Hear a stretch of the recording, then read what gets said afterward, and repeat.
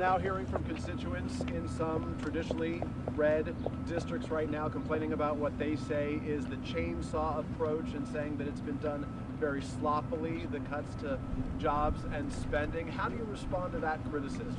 I love how the media takes a few critics when the overwhelming response from the American people is support for what this administration is doing. If you look at the public polling, 70% of Americans, according to CBS, believe that President Trump is delivering on the promises he made.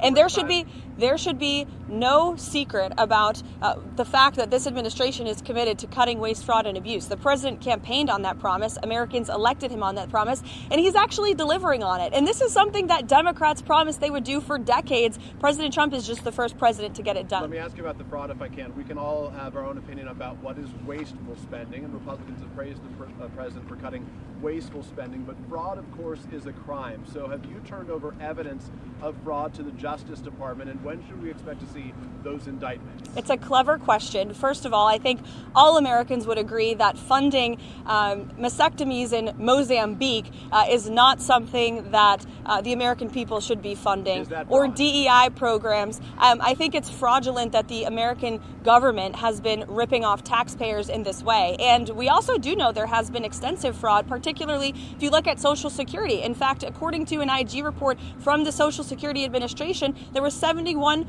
billion worth of fraud in one single fiscal year that we know about. And so that is a lot of fraud, Peter, that the government has admitted to. So this administration is committed to finding even more of that fraud, waste, and abuse. To be clear, that $71 billion was from 2015 to 2022, so it wasn't in just 1 year. And it was $71 billion. But it wasn't in 1 year, just to be clear. In one report. And it was in one report over multiple years, from 2015 to 2022. So are you defending $71 billion in fraud, Peter? That's a lot of money, far too much, and that's why this administration... Why is the media so against cutting waste, fraud, and abuse from the government? I don't get it. I just want to ask a question. We won't be deterred. We will not be deterred from people like you and the press who are clearly adamantly opposed to cutting waste, fraud, and abuse. But we know that American taxpayers at home who have been struggling with an inflationary crisis don't want their tax dollars going towards crazy DEI programs in